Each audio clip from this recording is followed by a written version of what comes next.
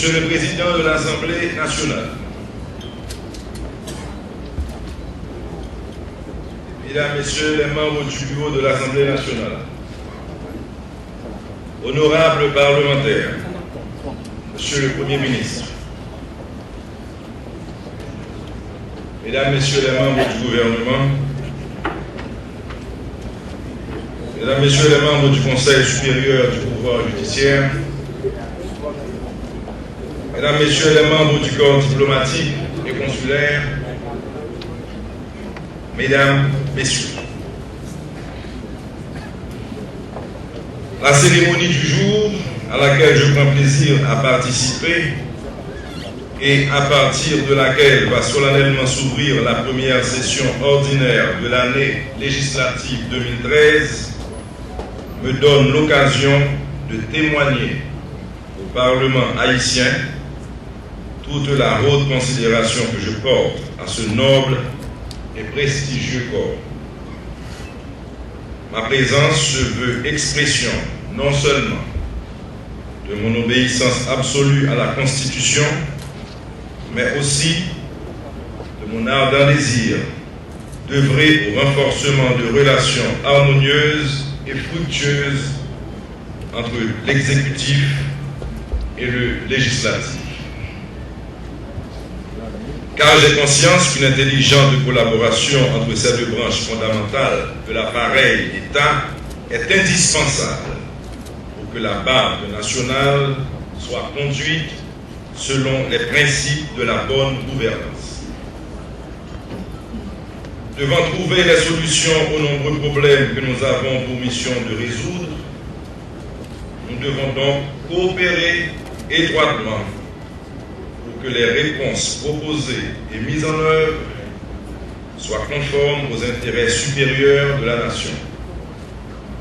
Il nous est donc commandé de transcender nos divergences en restant accrochés à la lettre de notre devise. L'union fait la force.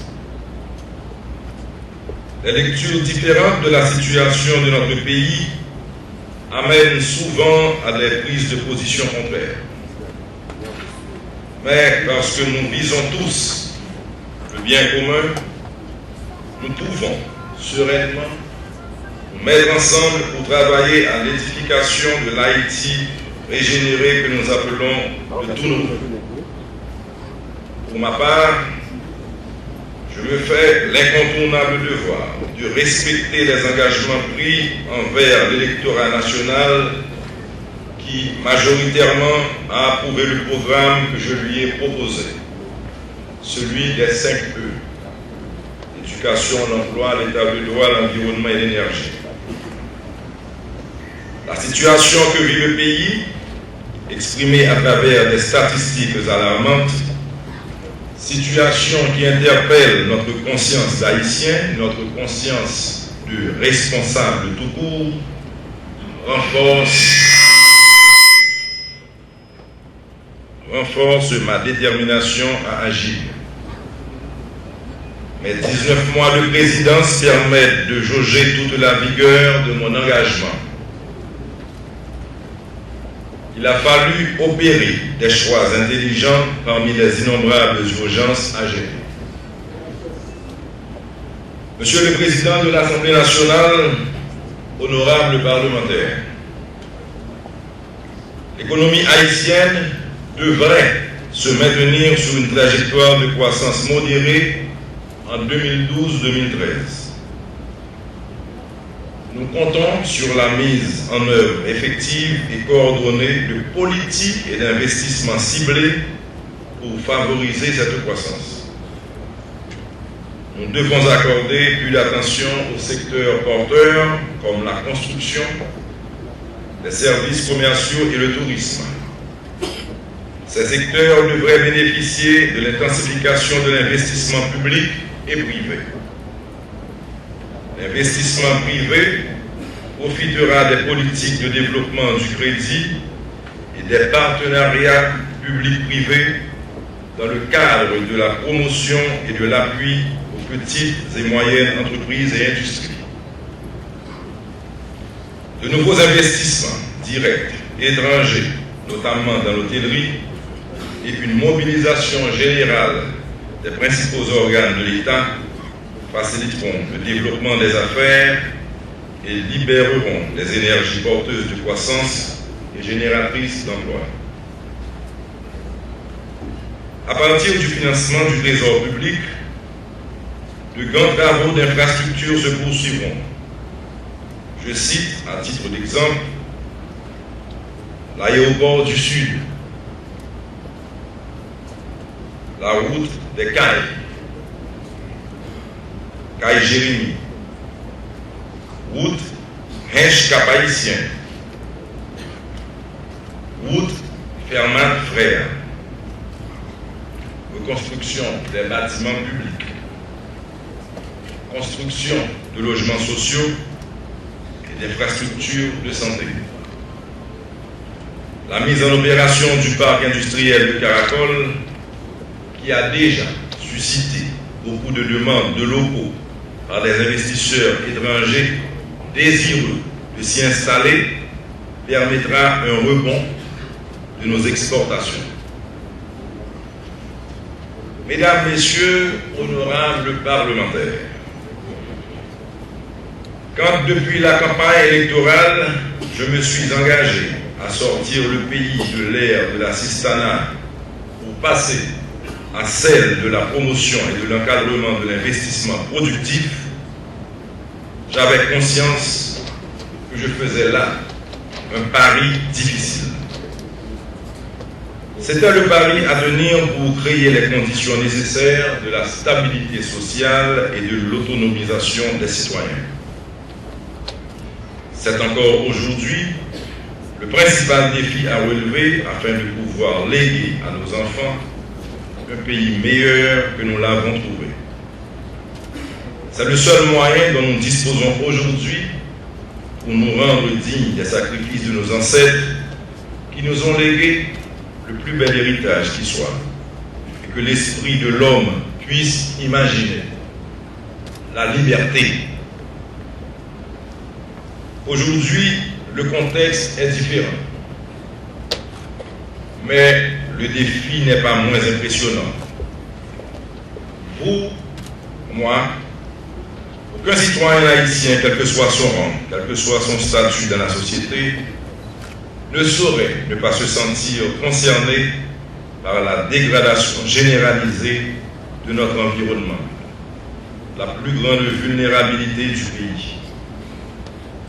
Cette situation insupportable est le résultat de politiques menées au cours de plusieurs décennies qui nous ont portés à financer les emplois chez nos partenaires commerciaux pendant que nous attendons les ressources de l'aide internationale et des transferts des Haïtiens expatriés pour payer les bienvenus de l'étranger que nous ne produisons plus.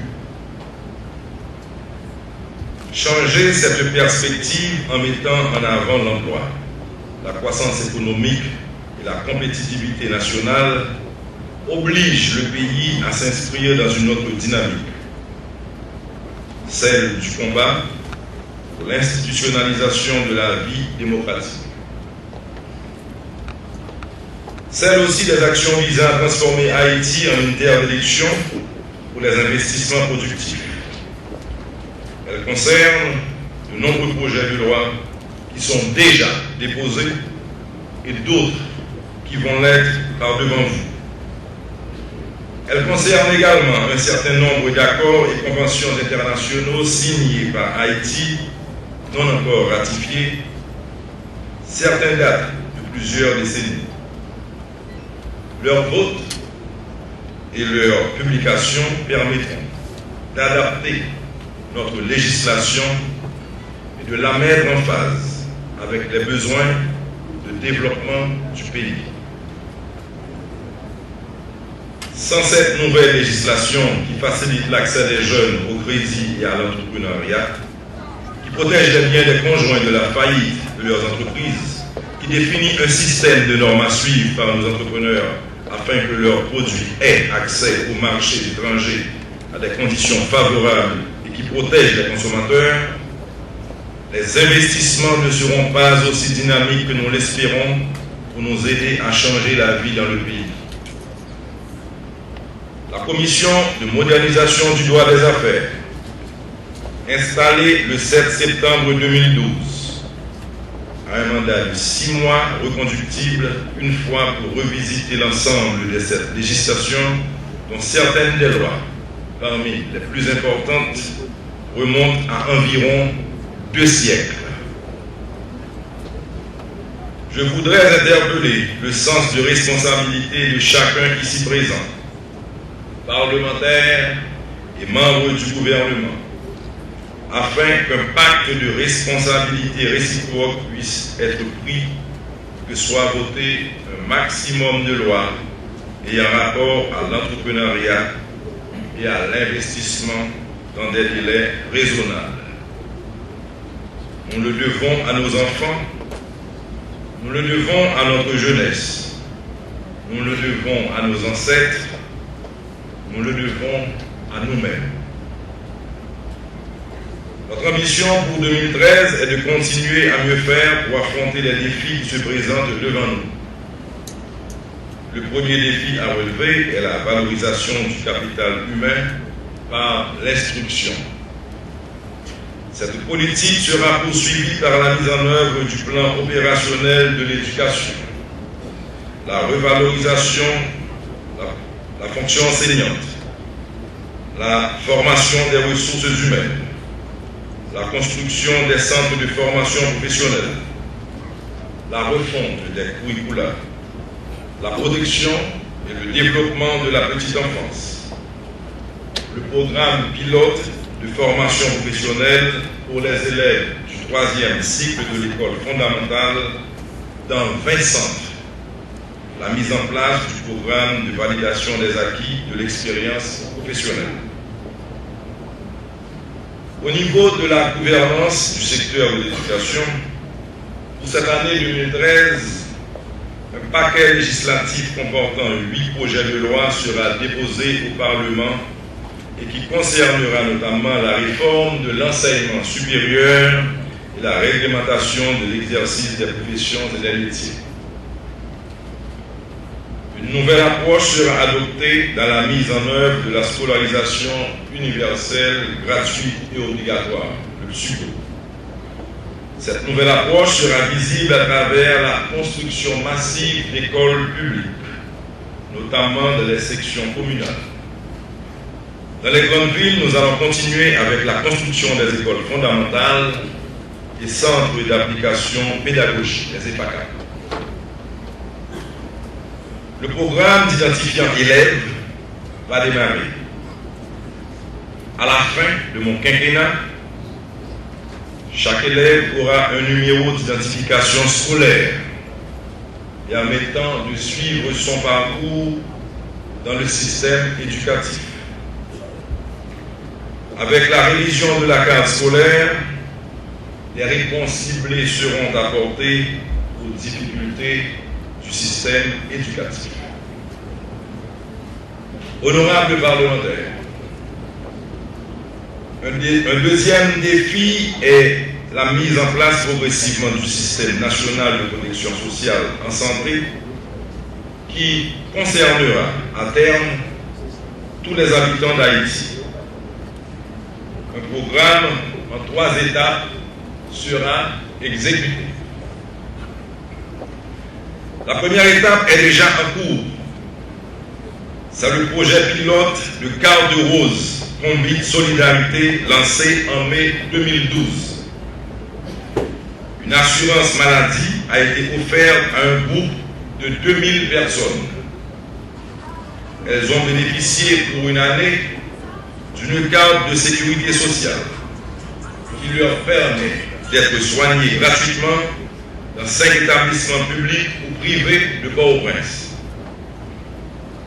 Au cours d'une deuxième étape, un système global universel, toujours axé sur la carte rose de sécurité sociale, sera mis en place dès juin 2013 dans le département du Nord-Est.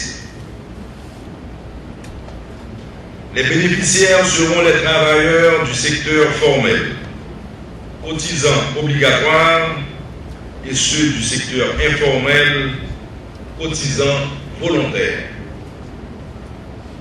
La troisième étape verra l'extension progressive du système à d'autres départements un an après, soit en juin 2014, et en 2017, tous les départements seront couverts.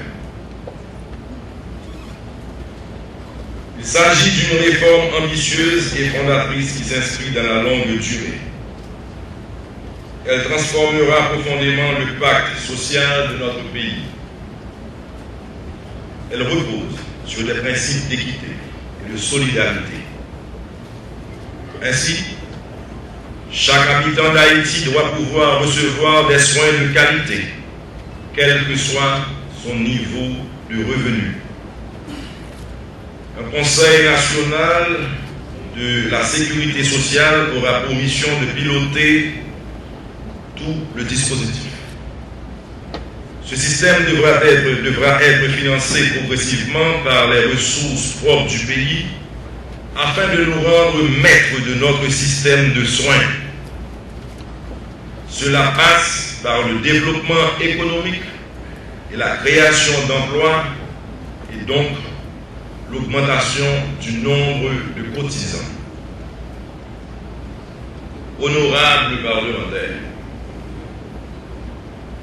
toujours dans le but de valoriser notre capital humain, j'entreprends de mieux faire connaître Haïti sur la scène internationale, répondant à des invitations officielles, participant à des forums de chefs d'État, afin d'apporter un éclairage sur la vraie situation d'Haïti.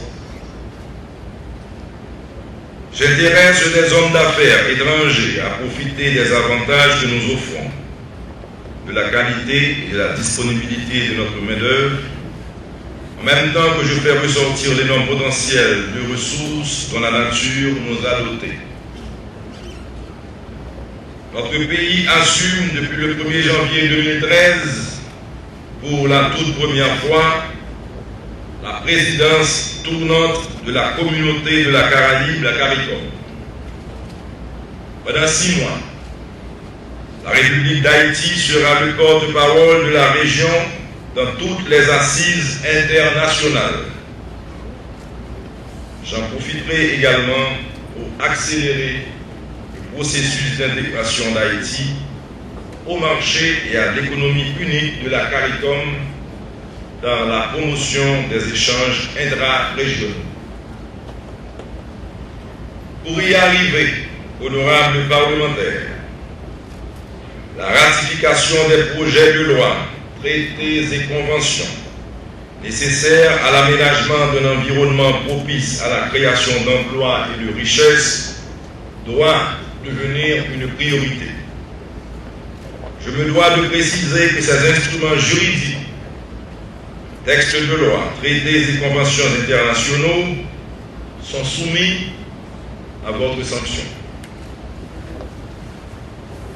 Monsieur le Président de l'Assemblée nationale, honorables parlementaires, avec la même détermination, je continuerai à favoriser la culture du dialogue ouvert avec les secteurs concernés pour qu'une structure de consensus devant conduire dans l'année 2013 aux prochaines élections soit rapidement montée.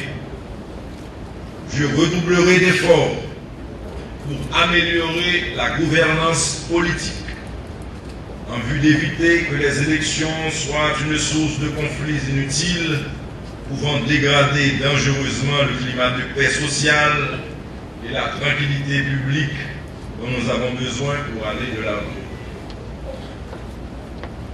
Déjà, un protocole d'accord a été signé avec le pouvoir législatif sur le collège de gestion du Conseil électoral permanent chargé d'organiser les élections, en même temps que les pouvoirs exécutifs et législatifs discutent de la question avec le Conseil supérieur du pouvoir judiciaire.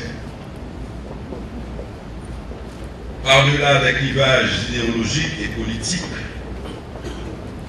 En tant que chef d'État, je demeure ouvert à tous les secteurs de la nation, dans le respect des règles du jeu démocratique.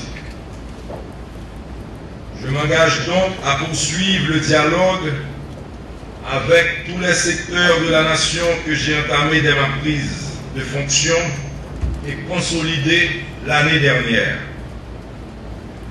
Plus précisément, je poursuivrai les discussions avec les pouvoirs législatifs et judiciaires en vue de l'organisation d'élections libres et démocratiques. Je continuerai inlassablement le renforcement de l'état de droit en veillant à la nomination des 9 juges du Conseil constitutionnel et en respectant scrupuleusement l'indépendance des 2 autres pouvoirs. Je veillerai également à ce que les élections sénatoriales et municipales transparentes et démocratiques soient organisées cette année. Aucun différend politique n'est si difficile à résoudre. Aucun intérêt sectaire n'est si important que nous devons risquer d'hypothéquer l'avenir du pays et de nos concitoyens qui attendent tant que notre cher Haïti puisse jouir de la stabilité et du mieux-être qu'ils sont en droit d'espérer. J'invite donc les acteurs sociaux et politiques à suivre le chemin de l'apaisement, de la paix sociale, de la concorde et de la solidarité nationale, condition indispensable à la promotion des investissements directs étrangers et à la création d'emplois. Je voudrais insister que seul le chemin de la réconciliation nationale, seul le chemin de la réconciliation nationale favorisera l'éclosion du secteur touristique et les investissements recherchés. Ceci nous permettra de réparer les torts que des décennies de mauvaise gestion ont causés à notre environnement, de construire des institutions académiques et professionnelles requises pour former et éventuellement intégrer nos milliers de jeunes en quête d'emploi. Dans le même temps, je pense à nos populations rurales et suburbaines, le plus souvent et particulièrement victimes des cyclones et autres intempéries. Aussi, en l'année 2013, décrétée année de l'environnement, de vigoureuses interventions seront conduites pour reboiser nos montagnes et nos bassins versants dénudés, de façon à ce qu'on parvienne à mieux contrôler le débit de nos eaux et à mieux endiguer leur cours tumultueux en saison des pluies. Je crois que l'accent qui sera porté sur la remise en état de notre sol attirera à nouveau l'attention sur la valeur du travail de la terre et favorisera une relance de notre production. De cette relance découlera un amoindrissement de notre dépendance alimentaire avec toutes les conséquences positives que cela comporte. Monsieur le Président de l'Assemblée nationale, honorables parlementaires, bien que les infrastructures constituent les éléments de base de tout développement, les investissements dans ce secteur ont été dictés jusqu'à nos jours par le besoin de répondre à la pression démographique. Qu'il s'agisse de réduire les embouteillages dans les rues de Port-au-Prince ou de connecter un coin reculé du pays à une voie principale. Qu'il s'agisse de fournir l'électricité à un village ou d'améliorer les ports du pays, nos efforts n'ont eu pour objectif que de réduire les retards que nous avons accumulés. Nous saluons les efforts de nos prédécesseurs dans leur démarche de survie. Cependant, je veux offrir aujourd'hui à la nation une nouvelle approche, une vision des investissements dans le secteur des infrastructures qui se base non pas sur la nécessité de faire face à la désuétude présente, mais plutôt sur un avenir où les opportunités d'investissement par le secteur privé soient réelles. Dans la zone métropolitaine, ma vision est de reconstruire une capitale libre de la pression d'une population non productive. Dans cette perspective, nous envisageons la construction de 2 nouveaux ports commerciaux en dehors de la zone métropolitaine, l'un au nord et l'autre au sud. Et la reconversion du port de Port-au-Prince à sa mission antérieure, le port touristique, celle du marché de la Croix-des-Bossales en marché touristique. Cette démarche résultera en la création de milliers d'emplois en dehors de Port-au-Prince, apportera la solution au problème de salubrité du centre-ville. Le décongestionnement du centre-ville sera un atout à nos efforts pour avoir un boulevard du bicentenaire avec sa splendeur d'antan, bordant les nouveaux bâtiments dernier cri que nous sommes en train de construire dans le cadre de la reconstruction et dont l'édifice du corps législatif va en constituer un joyau. Au niveau national, nous allons mettre l'emphase sur l'accès aux sites logeant des trésors touristiques de notre pays. La construction des nouvelles attractions touristiques dans les communautés par le secteur privé est ralentie par le manque et souvent par l'absence de facilité d'accès à ces sites. L'investisseur du secteur privé, surtout de la diaspora haïtienne, sera enchanté de construire de nouvelles chambres d'hôtel dans sa ville natale, s'il peut organiser des tours de visite sur les points d'intérêt qui ont fait le bonheur de son enfance.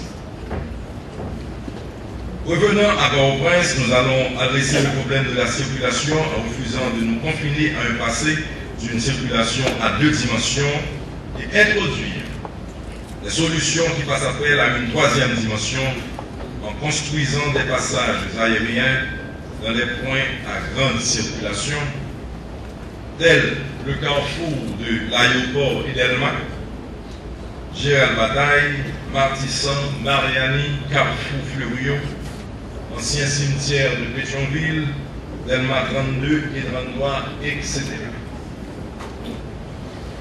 La plupart de ces travaux débuteront sous peu. La nation haïtienne devra prendre note. Je ne mentionne pas les efforts présents du gouvernement pour améliorer les infrastructures en Haïti. Je veux surtout que notre nouvelle approche sorte des sentiers battus. Dans cet ordre d'idée, j'invite les professionnels du secteur infrastructure à nous accompagner dans la matérialisation de cette vision et d'oser proposer des projets ambitieux qui soient à la hauteur de mes ambitions de ce pays. Voilà donc, mesdames et messieurs les parlementaires, comment je comprends et je travaille à concrétiser la mission de régénération nationale dont m'a investi le peuple haïtien. Les moyens dont je dispose pour la mener ne sont pas à la hauteur de mes ambitions. Mais je m'efforce avec le peu dont je peux me servir de répondre aux attentes qui ont été placées en moi. La tâche à accomplir est immense. et va au-delà des capacités d'un homme. Aussi, le concours que vous ne manquez pas de m'apporter, et que vous ne manquerez pas de m'apporter, est-il précieux. Et ensemble, nous construisons et nous construirons cet Haïti de progrès, de justice sociale et de mieux-être que nos efforts conjugués finiront par faire surgir. Je vous souhaite bon travail. Vive notre Haïti!